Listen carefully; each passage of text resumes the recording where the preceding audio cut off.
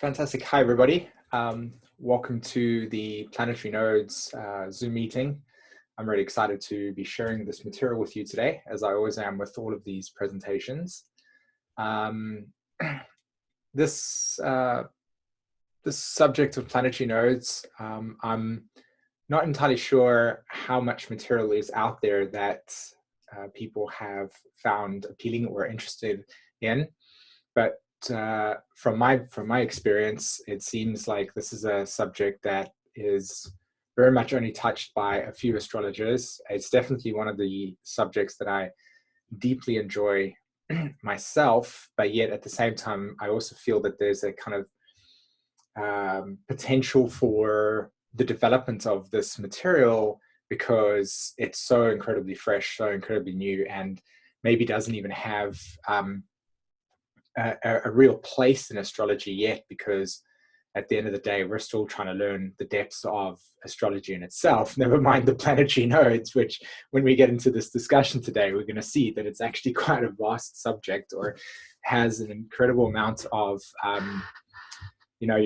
think your knowledge has to be expanded upon. You have to have a lot of confidence, I feel, when it's working with this type of stuff, but I definitely find a lot of interest in it. So today I'm going to convey to you my attempt to introduce planetary nodes in a very simple way, so that it might pique your interest. I know that some people that are on this call already have explored it, so they know it, so this might not necessarily be as appealing, but to those that are new to EA or are listening to these Zoom meetings, this whole entire presentation is really geared towards a very foundation level of planetary nodes and why would we want to be doing this.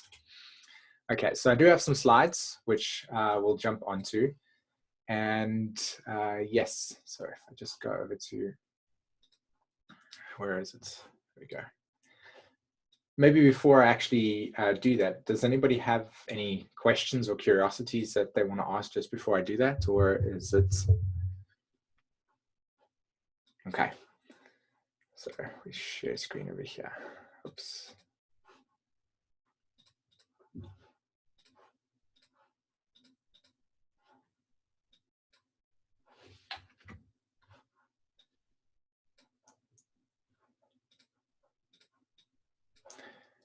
Okay, as I mentioned before, this is a, let me just get my coloring pens all sorted out over there.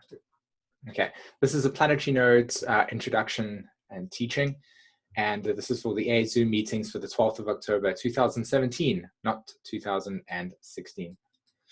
Okay, and for anybody that is curious about the work that I do, or any or the desire to want to connect with me, my website is www.SîmõnVorster.com, and I do actually have an article on my website that's called The Story of Awakening. And the Story of Awakening is an article that was written introducing the planetary nodes and the nature of evolution and the current nature of how evolution is busy mutating itself with the introduction of these planetary nodes. So I highly recommend that you go and read that. I will post it in the comments once this video has been uploaded to Facebook, okay? So yeah, introduction to planetary nodes.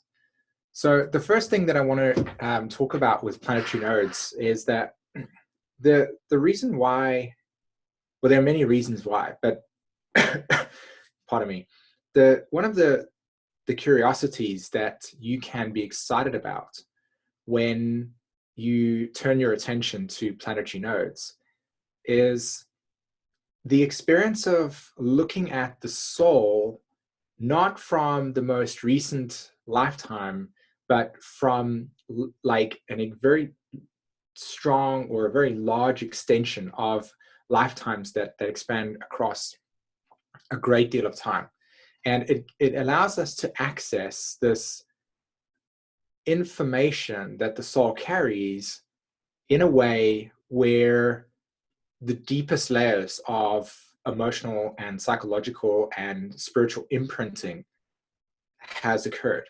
So these planetary nodes reflect to us the experience or the idea that there are these huge, large cycles that take, especially with the outer planets, which I'll show you when we get into this conversation today, that there are these huge, large cycles that are occurring that to the mind can absolutely appear immensely overwhelming, or to the point so confusing that it actually can be quite difficult to digest the complexity of what it is that we're actually trying to understand here. So there's an invitation with understanding the planetary nodes that when we are engaging in it, we're opening up our awareness to the understanding, to the knowledge and potential that what we know about astrology within our just basic natal charts has got even larger cycles influencing that. And it's a really, really interesting thing to look into once you get over the fear maybe of, you know, wow, this is immensely vast. So the first step that we want to do when we try to understand these planetary nodes is grasp the concept, the nature of desire, the nature of how desire evolves itself through the human form. Okay. Now, in evolutionary astrology, we use this analogy of the ocean and the wave, which if you become very familiar with and you really get into the dynamics of what this is trying to actually portray, you'll start to see the methodology that exists with Pluto and its nodes and why we would be using this type of construct and applying that to the astrology chart to understand the karmic dynamics, like to understand the soul's karmic trajectory. Okay, so the first step before we even begin to contemplate the nature of what planetary nodes are about is to understand this dynamic. Okay, so this is like the closest that we can get to our relationship to understanding soul and how the soul progresses through time and space, time being the Saturn element here and space being the Neptunian construct. So this trajectory through time and space. And now what we're looking at is like a very deep element of astrology, but at the essence of the planetary nodes, actually something that's very incredibly on the surface. I hope everybody understands what I mean by that. So if you had to look at this picture over here, you can see that from the perspective of Neptune, we use the archetype as the totality. We see it as the actual ocean itself. It's just pure awareness. It is non-dual. It is just form. It is just consciousness, pure awareness. And what arises out of this pure awareness is a desire. And each of us has this desire. And through Pluto, the nature of desire is begun to understood. In other words, there is this initiation, this movement from the water of pure consciousness, Neptune, arises desire, right? The arising desire, Pluto. And this forms a kind of wave, which if you had to take away this type of jargon and replace it with something that seems a little bit more easy to digest, we're just talking about the movement or the nature of something moving and the energy that moves that. So what compels you to move to something? There must be a desire. And the desire nature in itself is what actually moves you across from where you are right now to whatever it is that you desire. So the experience of the desire, we can then equate to Pluto. Now, from the perspective of the actual experience of that desire in the most, one can say, the most visceral sense can be formed as the sense of self, the ego. And this would be then limited and also structured around Saturn and the moon. In other words, Saturn reflecting the nature of boundaries. So the physical form, the culture, the current land that you're living in right now, the body and its limitations to the environment. And of course, the inner relationship that you have with yourself in relationship to this context that we call life. Okay, so we have this life, we have this physical form, and then we have this identity that's been conditioned and we form within the conditions. And this can be then the sense of self. Now, the sense of self allows us to then have the ability to understand desire, okay? So desire arises, and then the sense of self becomes the vehicle in which reflection can occur. So what we have here is interesting is the water trinity, right? Cancer, sense of identity; Pluto, nature of desire; Neptune, what we can call here as pure consciousness, inspiration, enthusiasm, and so on, or illusion and clarity. Either way, we're looking at the water trinity here. And so this construct, this dynamic, then becomes the actual vehicle in which the soul can see itself relative to the ego, and that the soul sees it's the nature of desire, and that consciousness then can understand the nature of desire through the separation. In other words, the separating desire. Now, how do we actually then begin to understand the context of time in relationship to these desires and sense of identity? And what I find so poetic about this whole entire thing is that these are fundamental laws that exist within humanity or within life that can easily validate this truth. Meaning that the nature of Trinity, i.e. the three, right, the spiritual law of three, we have past, present, and future. So from that perspective, from this time perspective of past, we're seeing the dynamic of what has been occurring previous to whatever is materializing in the moment, right? So what has been the past, the nature, the desires, natures of the past, in other words, what self-identity has been occurring of the past, and what is the potential future dynamics that are occurring relative to the North Node? In other words, what is the potential future? What choices are being made in the present that are either bringing new experiences that allows the soul to resolve its desires, or alternatively just stay stagnant within the context of the past, repeating cycles. Ultimately, what I want everybody to hear from what I've just said right now is that there is a contrast between sense of self that's happening in the moment to the past and something that's happening in, or the potential future. In other words, potential decisions that leads to new directions. Okay, so we have future and past, which from the perspective of time in itself, it has to, well, it exists, but we all know that once we transcend the physical limitations of form and we're no longer bound by duality, the past and the present are simultaneous. So really what we're doing is we're just basically acting on the desire impulses and making new choices, which leads to new experiences. So this whole entire trinity cultivates the nature of soul moving through time and space. In other words, time being the south and north node, which we are seeing here, right? Potential directions, and the nature of the space, which would be this whole entire soul dynamic occurring there. The soul sees itself through, well, the ego allows the desires to be reflected upon, which then creates the awareness of spirit. Okay. Now that we have this kind of trinity in place, when we look at this natural geometry here, we can see that there are two circles interfacing with each other. And when these two circles interface, they actually create a trinity, again, as you can see. And so through another diagram, we can actually validate this archetypal structure. In other words, this circle over here represents all of the conditioning factors and experiences that we as human beings have had in the past. In other words, what are the emotional and psychological attachments to an identity that was conditioned from the past, environmental upbringing, parents, social economic conditioning, friends, you name it, whatever it is that your environment had within it, the actors that played there, the souls that were in there, your relationship to your grandfather, your grandmother, whether your family had certain illnesses that you were like exposed to, if you had like a strong Scorpio signature in which there was a lot of life and death as an example. You know, we're dealing with what was the stimulus within the context of your upbringing, which was the stimulus within the context of past dynamics.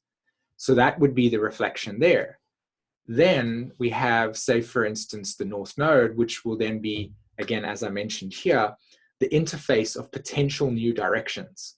In other words, how are we responding to these dynamics that are in the past, and how those responses are potentially creating new experiences for us. And that interface also merges with the past as the past also merges with the future, essentially creating this very, very interesting and beautiful poetic thing of the past contains the present and the present contains the future, just as the future contains the present and the future also contains the past. In other words, the future, because it contains the present, also contains the past, because the past and the present are conditioned, just as the past also contains the future, because of this third circle that gets created. So what we have here is this masculine principle over there of the Trinity and the feminine principle over there. And then we have the dynamic of present dynamic, past dynamic, and future dynamic. Okay. This is, again, from the point of view of me sharing this, probably listen to this a couple of times over, and I know that I said that this was an introduction and a foundation to this, but if you grasp what I'm sharing here, if you really, really deeply, deeply, deeply connect with the essence of what this is about, the planetary nodes digestion becomes immensely easy, because what we're then doing is we're applying this awareness to the chart. And when we apply this awareness to the chart, we can then understand the archetypes that are being conditioned. In other words, what types of archetypes are being brought in, and then how is that relating to the soul's evolution. So now that we've got this, the planetary nodes work as the same as the moon's nodes. In other words, planetary nodes. So we're not dealing with just the moon's nodes anymore. We're dealing with the planet's nodes as well, because just as the moon has its own nodal axis, in other words, the reflections of the past and the potential future, so does every planet. In other words, the planets themselves also contain an evolution from the past that is moving towards potential future. The only reason why we really pick up on the moon is because it's the sense of identity that we have the closest to. Hence why I said earlier that really when we're looking at Pluto and its nodal axis, this is incredibly revolutionary and deep in the context of astrology up until now. But really, this is only the surface when we're trying to access the deeper layers in which the soul is actually experiencing in these more very subtle threads of stories that we carry. Okay, so planets carry nodes. And so because of that, then being the case, they also have the potential, they also have these past dynamics and future dynamics. Okay. So I just want to check in with everybody right now and just say, so far, to the best of my ability, does everybody have at least some sense of understanding of what I'm talking about here? Yes. Okay, okay, which I figured because, okay. So let's go ahead and actually look at a table that contains these planetary nodes and the information. Where do they sit in the chart? So this diagram comes from the Jeffrey Wolf Green glossary, and what we're looking at here is the planetary nodes for everybody. Okay, so everybody on the planet, this will be to a certain degree on your astrology chart. Okay, so just before we jump into that, the planetary nodes placement, the nodes of Pluto, Neptune, Uranus, Saturn, Jupiter move very slowly. Okay, so Mars in a sense also contains the potential for it to be in those signs for everybody, but really the Pluto, Neptune, Uranus, Saturn, and Jupiter energy move very, very slowly. So for every single person on the planet today, Pluto's south node sits at 19 degrees, between 19 and 22 degrees Capricorn. So you've got to think about this, right? We're dealing with there's that 3 degrees between each other, right? So 3 degrees, everybody on the planet. Now we're dealing with like maybe 84 years people, okay? People are on this planet for longer, like 100 years, and everybody contains this. So you can see that just by these 3 degrees separation over here within a construct of 100 years, Pluto moves very, very, very slowly, or at least the south node of Pluto, which makes complete sense because it's a south node of a planet that already moves slowly. So you can just, you can see how intensely slow these nodes move. So the south node of Pluto for everybody sits in Capricorn. The south node of Neptune for everybody in the planet sits between 10 and 14 degrees Aquarius. And Uranus sits between 11 and 17 degrees Sagittarius. Saturn between 18 and 30 degrees Capricorn. You can see here that as we get closer to these dynamics over here, there's a little bit of a wider orb now, or separation in degrees. Jupiter, 29 degrees Sagittarius to 22 degrees Capricorn, and Mars, 9 degrees Libra to 30 degrees Sagittarius. I'm not 100% sure if that is still the case or if that can vary, but so far, according to this planetary nodes table, Mars 9 degrees Libra to 30 degrees Sagittarius, which is still a lot of signs. So here's a table, and again, what we're learning here in this case is the speed at which these south nodes operate. The planetary south nodes operate very, very slowly, and so this affects and conditions a lot of people on the Earth, okay? Which gives you the next question. Okay, so if everybody on the planet to a certain degree has this like the Pluto in their Capricorn sign, then everybody to a certain degree has got the conditioning that the south node brings. Well, yes, that's true. Just as the south node of Neptune correlates to the conditioning for the entire collective regarding their own spirituality and the nature of desire, and of course Uranus correlating to the nature of individuality. So my next slide over here will actually go deeper into that process. Okay. So firstly, I'm gonna take us down a journey looking at the south node of Jupiter, Pluto, and Saturn, and Uranus and Neptune. And the reason why I'm specifically taking those 5 planets is because I feel that they have a very, very strong impact. Well, they do. They have a very strong impact around the nature of reality. And so when we can get connected to these planetary south nodes, you can actually begin to see the framework of what Earth or human experience has gone through and why we live the way that we do.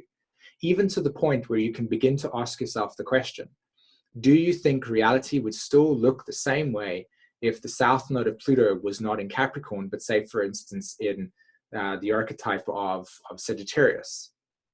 Right? Do you think that humanity would be evolving through the desire to establish and erect and create strong structures and boundaries and definitions and so on and so forth, right? The reality would probably look so vastly different to what we are right now that I think we would actually not be able to process the intensity of the difference between what life looks like with the Pluto south node in Sagittarius versus in Capricorn because of the emotional difference. That's my own personal opinion on the subject, but that's how I strongly feel about that. For anybody, for that matter, just think about your own relationship to something new that you haven't experienced before. The contrast can be stark, and because of that, it can be very unsettling to deal with such a different form of reality. And of course, we take it for granted through our day that this is how life has always been. And so therefore, it's very, very easy to go, well, this is what it means to be human. But really, from the context of thinking about it in a very deep way, this is only, from my opinion, relative to the south node of Pluto and the soul's collective desire to actually evolve through the Capricorn archetype. Okay, so let's go through the south node of Pluto, right? The south node of Pluto, as I said before, between 19 and 22 degrees Capricorn. And this is the picture that I come up with, right? There's the desire nature with that light. And the structural form in which Capricorn represents creates this beautiful illustration of the grid. It's like this is the overall structure of reality. And if we understand the nature of Capricorn in itself, you just have to look back at how humanity's been evolving, and you'll see that we have, as a collective race, have been seeing ourselves through this, like I said, through this Capricorn lens, through the nature of building and establishing and constructing and developing a sense of identity.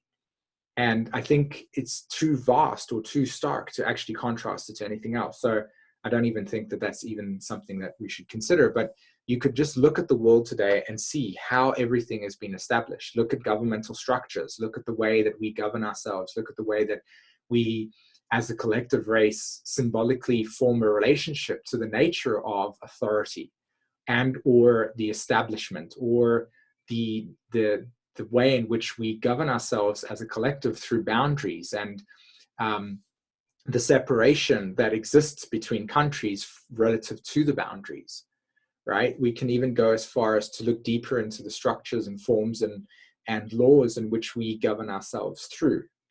So you just need to look around you in a very deep Capricorn way and actually sense that the background frequency within the construct of human existence actually carries this very strong Capricorn South Node Pluto dynamic, which is that the separating desire and the desire nature of the collective is to evolve through the Capricorn archetype. And so this is what we're looking at here, right? The desire nature is the Capricorn energy. Put the Capricorn energy over this over here, and what we see is the construct of reality. I hope that makes sense to everybody, right? You can see that. So the desire native Pluto's South Node has been evolving through the Capricorn energy and the way that we as a human race on a collective level have been identifying ourselves through that symbol. So the South Node sits in that place, but because it moves so slowly, the overall structure and the sort of like boundary that we hold ourselves in is still the framework, right? And it's not a coincidence that as we draw closer to Pluto moving over its own South Node, so let's look at this, right? Where's Pluto today? Pluto is at 16 degrees or 17 degrees Capricorn at the moment, which means that it's literally within a 5-degree orb of its own South Node. And here we have the entire world going under an intense metamorphosis around the fundamental root of its structure, of its self-identity. So you can see that we're actually dealing with not only just the reorganization and distribution of authority as well as the way that we govern ourselves, but we're also actually dealing with the deepest layer of the collective psyche. That's why it's so intense from my point of view, because it's not just like an average, oh, Pluto transit. It's like actually bringing up the ancestral karmic complexities that run along timelines that are beyond what the mind can even consider or conceive to be tangible. So, you know, it's a really profound thing to ponder in terms of the context of human relationship. Now, let's have a look at the nature of Jupiter, okay? Here's the South Node of Jupiter situated in Capricorn as well. Again, not an absolute coincidence that humanity has organized itself through creating a definition around a form of belief system that then becomes a sense of identity. Look at it. Look at how many symbols are existing here. Each symbol is a reflection of a truth or a belief system. Each belief system is contained within a symbol or an identity. In other words, whoever let's just take Christianity as an example, and that's its symbolic, that's like the structure, right? That's its symbol. It says that's how we are going to identify ourselves, Capricorn. And our truth is inherent within our symbology, right? Symbols, the intuitive way in which we relate to a deeper meaning within the creation. So the fact that religious forms or the belief system in which humanity has evolved itself through has come through a construct of defining different truths. And this is my perception of reality, that's my perception, this is my God, that's your God. And so what we have here, South Node Jupiter in Capricorn, is past evolutionary dynamics in which a formation of belief systems have been defined. And so these laws, and each of these belief systems contains a law or a set of laws in which every single person within the construct of that belief system abides by.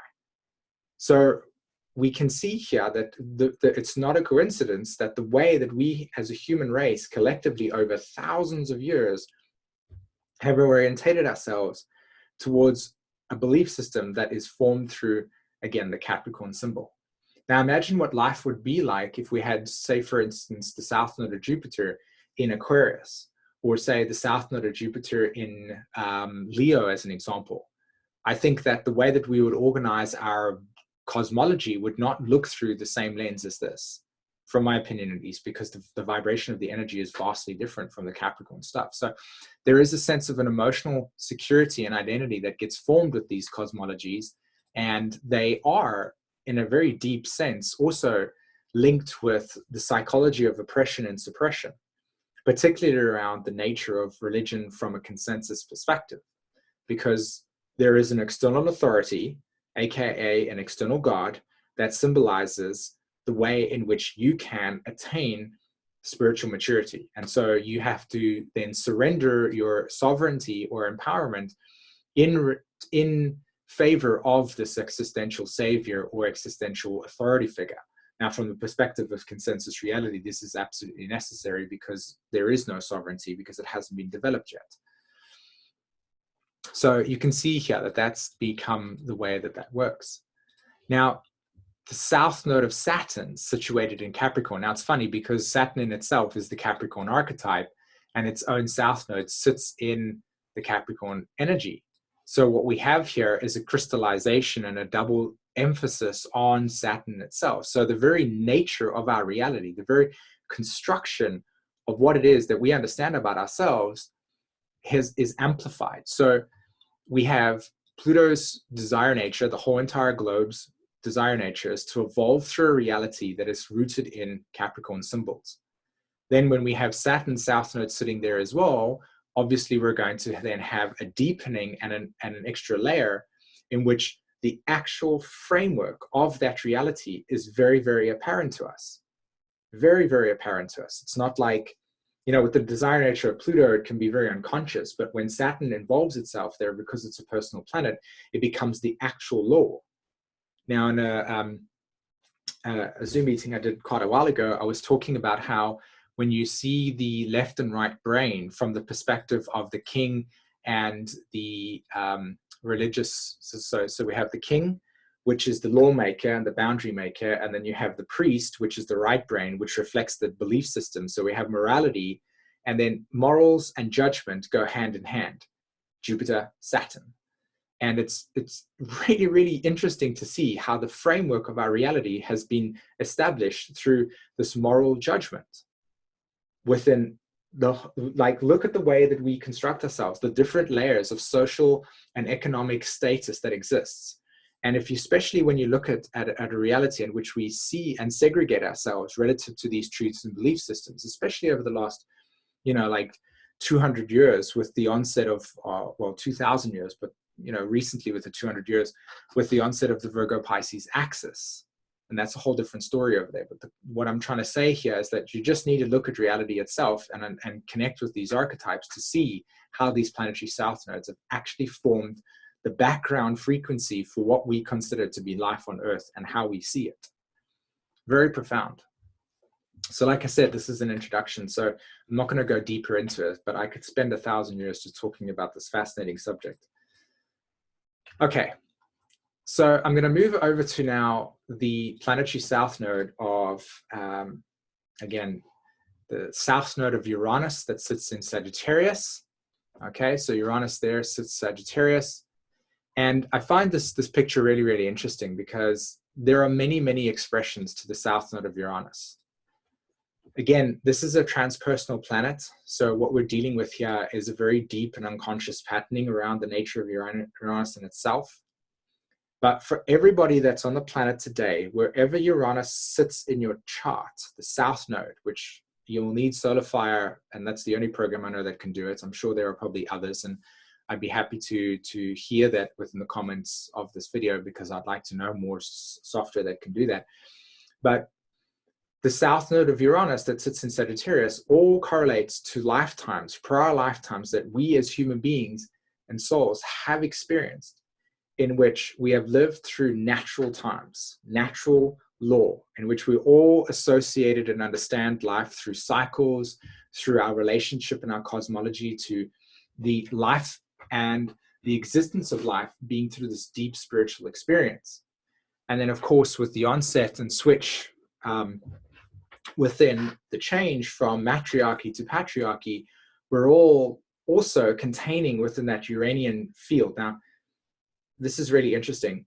Within the context of EA, Uranus correlates to the far-term memory of the soul. Now, again, when we're dealing with planetary nodes, when you take the word far-term memory, we're dealing with like a very, like a long time thinking back.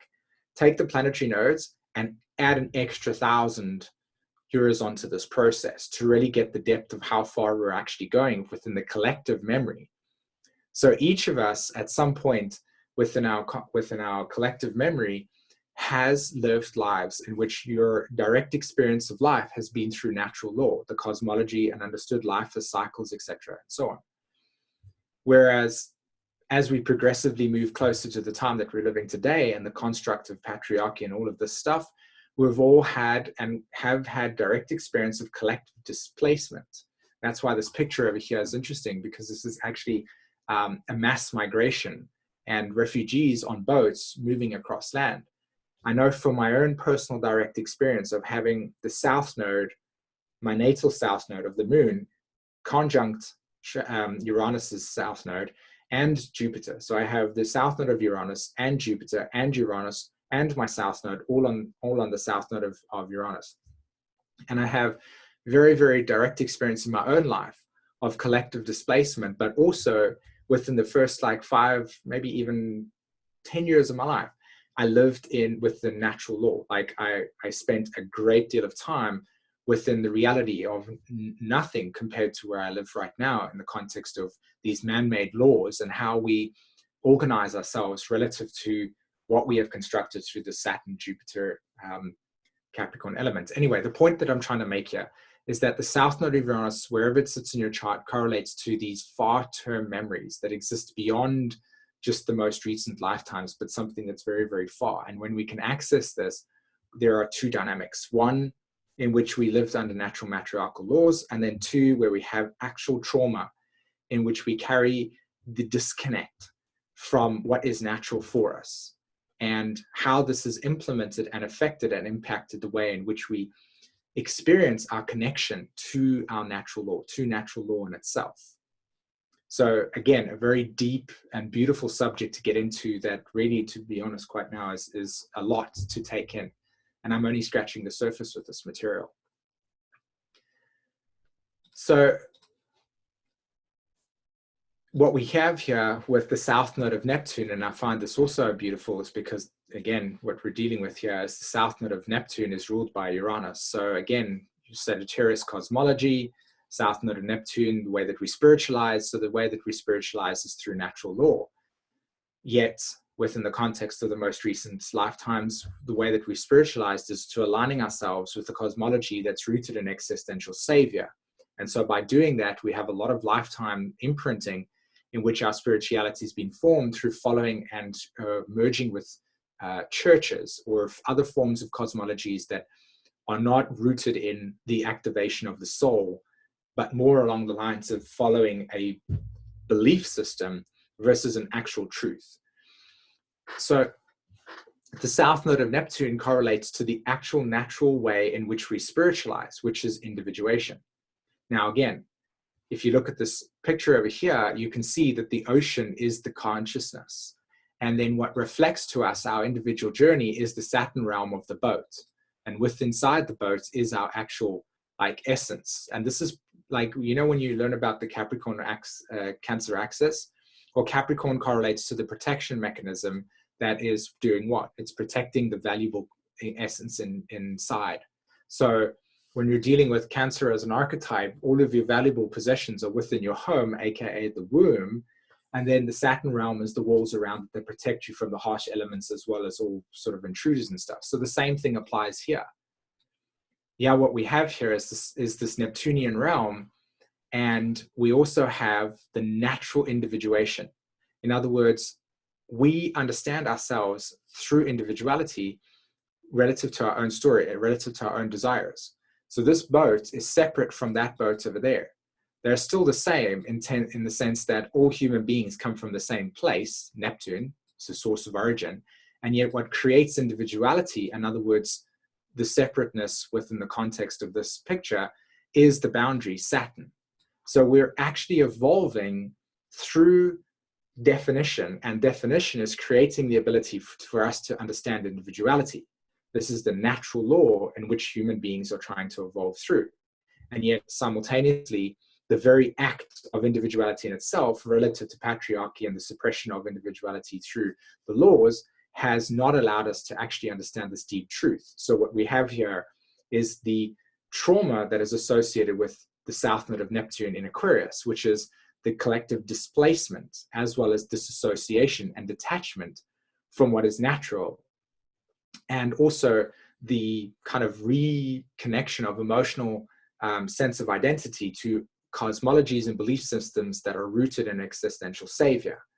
So that's why when we see, for instance, the governmental structures in the world going crazy, and we experience things in our world, all of this suppressed emotion that comes to the surface comes out in intensely distorted ways.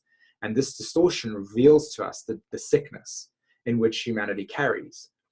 And this is a very deep and powerful threading over here, but you can see that these planetary nodes reflect to us these intense, profound, larger cycles that are existing outside our field of vision because they are so incredibly large in their wavelength that we're not actually paying attention to how they are transforming us on a day-to-day level.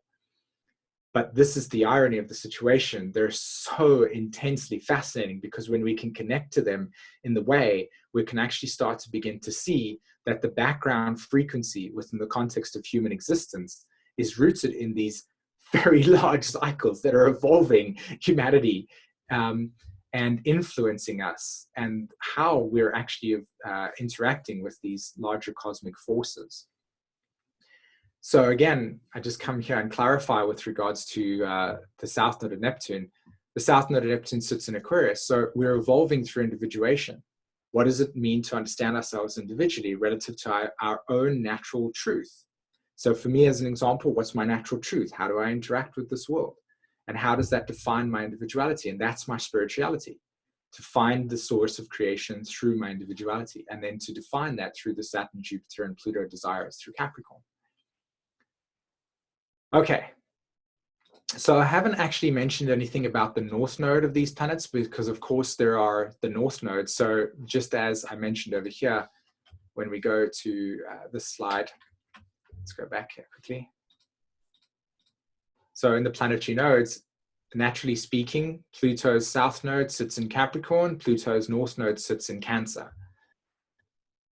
Neptune, south node of Neptune sits in the north node of Neptune sits in Leo. We have the south node of Uranus sitting in Sagittarius, the north node of Uranus sitting in Gemini. Now, if I had to talk a little bit about these over here, the north node of Pluto correlates to what? It correlates to the desire nature in which the souls are trying to return to the origin, Cancer, the origin of their sense of identity, their birthplace. When we're dealing with the north node of Saturn here in Cancer, we're dealing with the actual framework of reality in itself. In other words, the actual structures and boundaries that humanity creates in order to facilitate the deeper desires that are emanating from Pluto. And that is also in Cancer. So naturally, we are redefining ourselves consistently as we go through other transits, and how that is deepening our connection to the origins of who we are at the most intimate level. And then, of course, Jupiter as well will just correlate to the natural philosophies and cosmologies that we draw upon that allows for that access to come back to the womb, come back to the home, to come back to security, come back to Earth, which is interesting because the home of our existence is Earth. And for most of us, when healing occurs at the most profound level, it's the realization of how much disassociation we have and how much we are reintegrating ourselves back into the material form and awakening deeper parts of ourselves through the heart. Now, hear those words: awakening yourself into deeper layers of compassion and empathy and emotional realization through the heart. Where is the north node of Neptune? Situated in Leo. Spiritualization through Leo. Now, the problem here, and you can see with the north node in Leo, with the separation, in other words, where we are separated through the definitions, through duality, is that the world has defined its spirituality through the illusion of vanity. In other words, self-success and all of the things that we constitute as a measurement for personal like, again, I would use the word success, but personal growth is reflected in this very frivolous, very surface orientated sense of identity. Okay. It's very much not about the deepening of one's own spirituality, but more around, again, the superficial, outside egocentric world. And again, these are natural experiences. So it's not like this is something that we're doing wrong. It's just that the nature of consciousness in itself has to pierce through the Maya, which will take for souls a great deal of time, which is why consensus reality will look through the North Node of Neptune in Leo as Hollywood, as an example. Whereas when you look at the North Node of Uranus and Gemini, we're actually dealing with the acceptance of individuality through diversity. So for each human being on this planet, when we accept diversity, we're actually allowing for the integration of the Uranus to be in existence, the diversity of truths that can be potentially existing, and the way that we can connect to each individual. So what we're dealing with here in a deep spiritual way is that humanity is evolving into creating a sense of identity that's returning back to home, and to allow for the validation of these deep spiritual experiences to occur, and then for the acceptance of individuality through diversity, right? And then, of course, Saturn and Jupiter will facilitate these in a more profound way. And what I've shared with you today, in a sense, is the overarching themes, again, like I said, this background frequency that is holding humanity's evolution together. And within that pot, within that cauldron, we have the more sort of natal placements of your planets. Okay. So here is a chart in which you can see the south nodes, right? So there is the south node of Neptune. It sits in this particular chart over here. It's 10 degrees Neptune, as 10 degrees Aquarius, and it sits over there, right? Think about the fact that the transiting south node will be approaching this 10-degree position within the next year. So we will be at some point revisiting dynamics regarding the original traumas that we've been experiencing, but also the potential catalyst for spiritual activation. So within the next year, we're going to go through, from my point of view, a very, very deep and profound set of experiences that is either going to align ourselves with a deeper sense of meaning towards the existence of human experience, or it's going to traumatize, like, it's going to traumatize us. And my vote is that both are going to exist. I just think that we're going to first probably have to go through cycles of intense detachment and trauma before we can actually access the deeper layers of what this is trying to do. And that's why I think a lot of healers on the planet right now are going through their own story so they can connect to the depths of what it's going to be like when a lot of people, from a consensus point of view, begin to experience this fracturing within the construct of their reality as the North Node, South Node moves across this area. Now, again, these layers are like, here's Pluto and here's the nodes, and here's, like, you know, your current transits, and here's this overarching South Node transit that I'm talking about here. This wave is coming up like that within the context. It's like that. So the effect of the South Node is essentially going to be influencing these layers. And this is going to come to the surface. Now, here's where we are. We're sitting over here in our daily bubble, okay? Whereas this South Node wave is going to come up and actually influence the strata, influence the layers in which the dynamics are working. So again, like I said, this is a very deep process that begins to shape the ship of our collective story. Okay. So again, here we have the South Node of Pluto, situated in Capricorn, South Node of Saturn. There's the South Node of Jupiter. There you can see the South Node of Uranus. And again, we didn't touch much on this in terms of the context of, you know, like personal planets, like Mercury as an example, but there is Mercury sitting in South Node in Libra. There is the North Node of Mercury sitting in Libra as well. And somewhere in a person's chart, the Mercury can exist as well. Okay.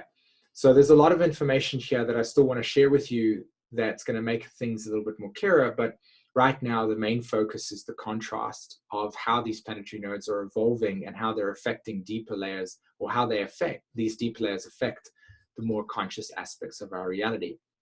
There again, you can see the north node of Neptune, north node of Jupiter, north node of Pluto, north of Saturn as an example, and again, north node of Uranus.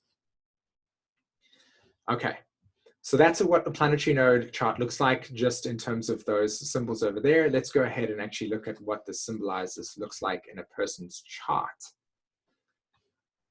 Okay, so again, there is an extra layer to this teaching over here that I haven't actually included in this conversation.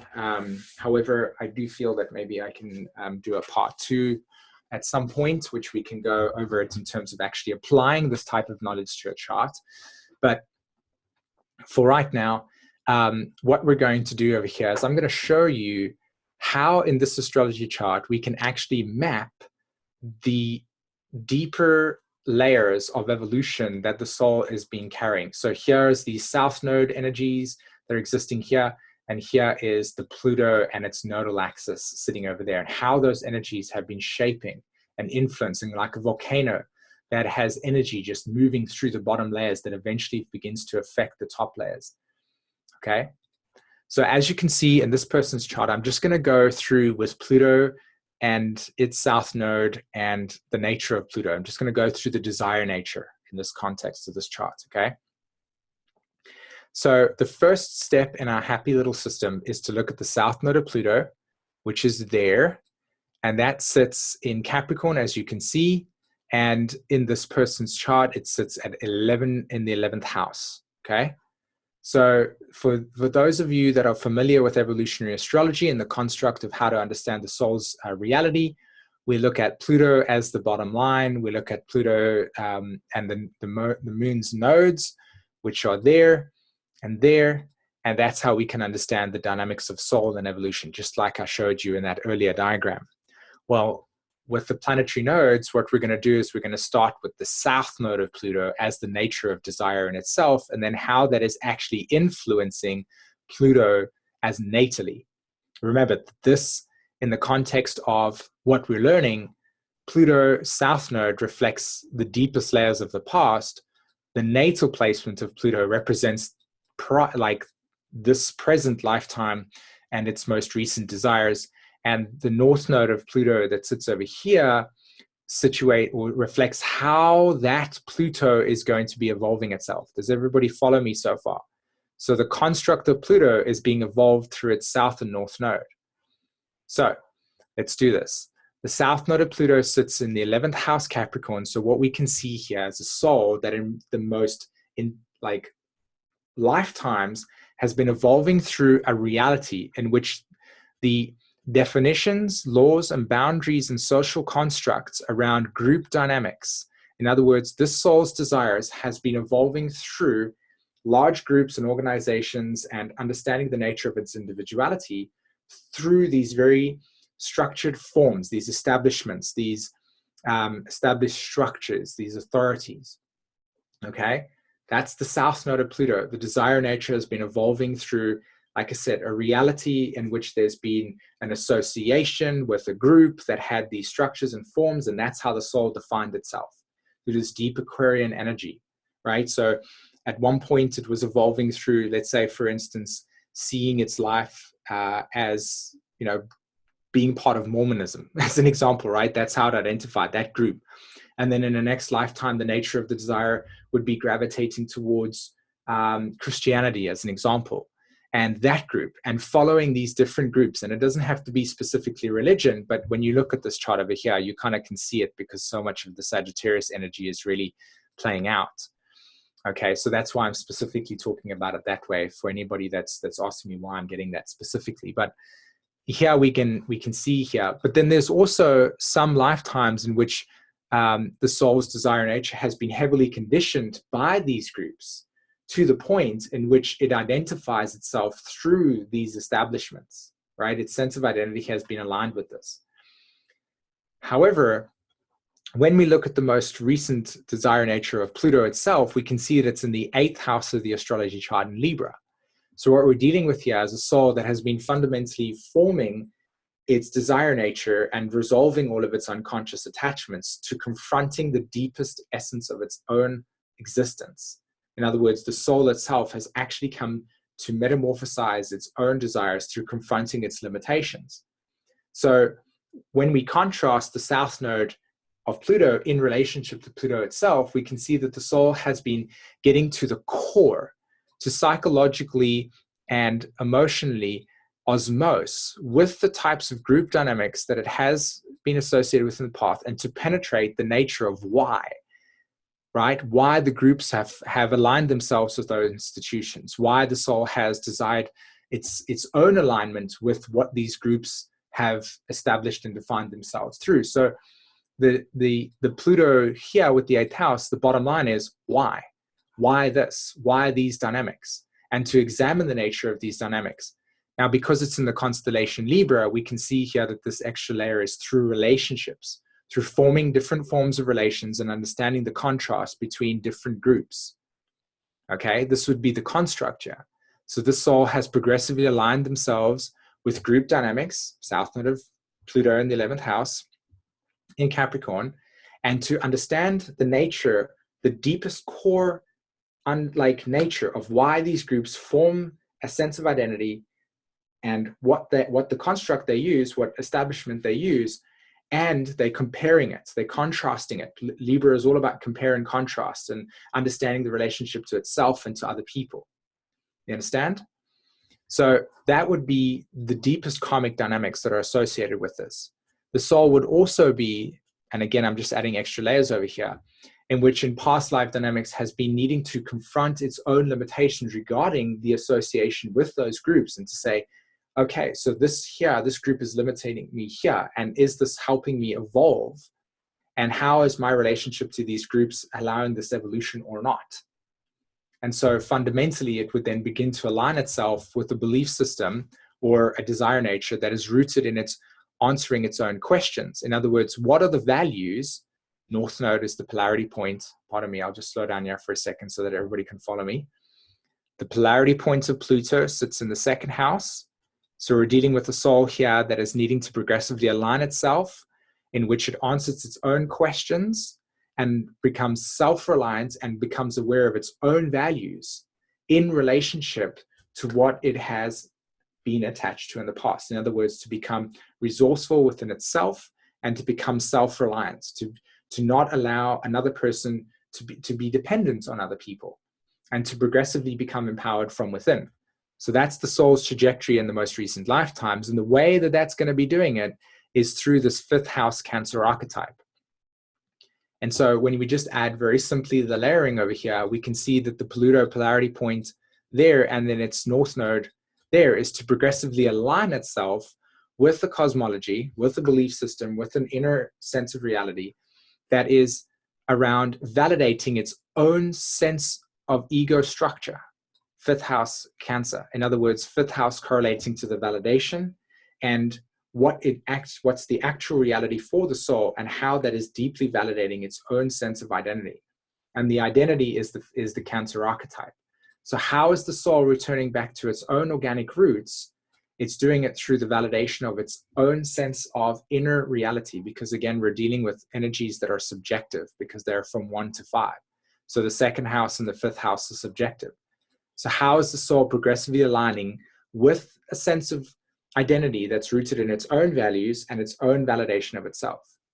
And you can see here with the construct of Mars, it's actually in the Cancer archetype, and it's on top of these nodes. So this lifetime for this soul is actually to really deeply initiate this in a very, very profound way.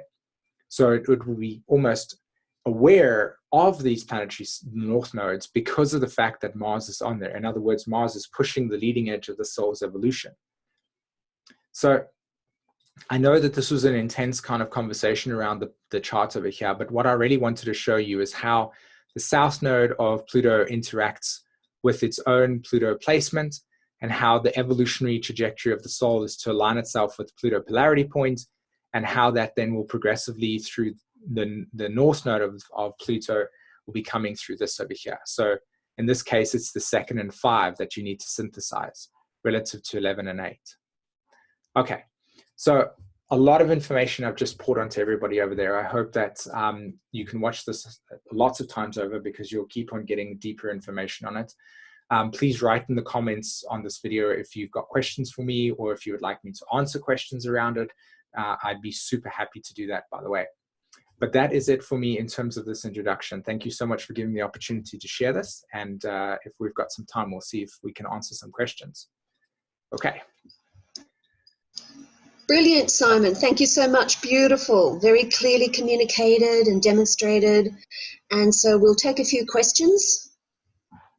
I appreciate that. Thanks, Linda, because honestly, I was just like... No, it was perfect. It was beautiful. You didn't miss a beat. Fantastic. Okay, questions, anybody? Wanda? I have a quick question. The nodes of all the other planets move direct. So how is that where the intensification is coming from as far as the planet itself? Whereas, with the moon, it's a reflection of going back, looking at these past ego structures and how to evolve that. So what's the difference there in that direct motion? I've just got to kind of like really connect with the question again in a way that I can answer that. So I get the part about the moon reflecting the past dynamics of evolution, but what was if you can say that again quickly for me, I just want to really listen to what you're saying. Well, since the moon's nodes move retrograde, they normally move retrograde, and occasionally they'll station direct. Whereas the planetary nodes, from what I've kind of looked at, it looks like even though they move extremely slow, they're moving in a direct motion. So, kind of what's the difference? Between that, does that make it more intense, or? That's a really good question, to be honest, and I think that the what I feel potentially able to answer in relationship to that is that I have seen some charts where Neptune is direct, and I have seen some charts where Neptune is retrograde, the south node. And I think that the same application applies with the nodes themselves, because I feel like there's no separation between the south node of the moon and the south node of the planet. So yes, I think there is an absolute intensification process occurring there. Yet, to be honest, I think the depth of how we can actually emotionally connect with that, for me, feels too profound. It's like it's too deep to really grasp the depth of how those planetary nodes are actually influencing us on a conscious level. So I hope that kind of, in some sense, responds to that question, but I don't feel 100% confident in really knowing the absolute truth of that. Yeah, maybe if somebody else has that or listening to this, they can answer that. But from my perspective, I feel that it applies with the same as the moon's nodes. It's just absolute, like you said, it's an intensification, and that it will absolutely be impacting us. Whether we can actually feel that impact is a different story. Okay, we'll take one more question. I have a little bit of a question. Sure. My south node of Jupiter is in Sagittarius, which I know is not very common. It also was just briefly for like about a month in Sagittarius. It went out like this past weekend. And I'm just wondering if you would speak just a little bit about the south node of Jupiter being in Sagittarius.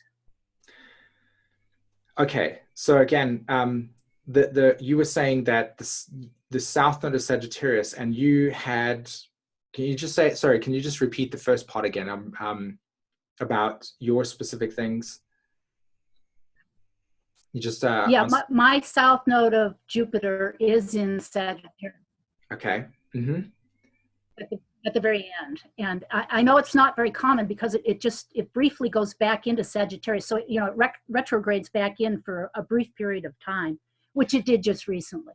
Well, okay, so the first thing that I'd like to say to you is that I would really, really pay attention to what's going to be happening to you in December this year, because not only is Saturn going to be transiting over that south node area because of 29 degrees Sag, but Venus will also be there as well.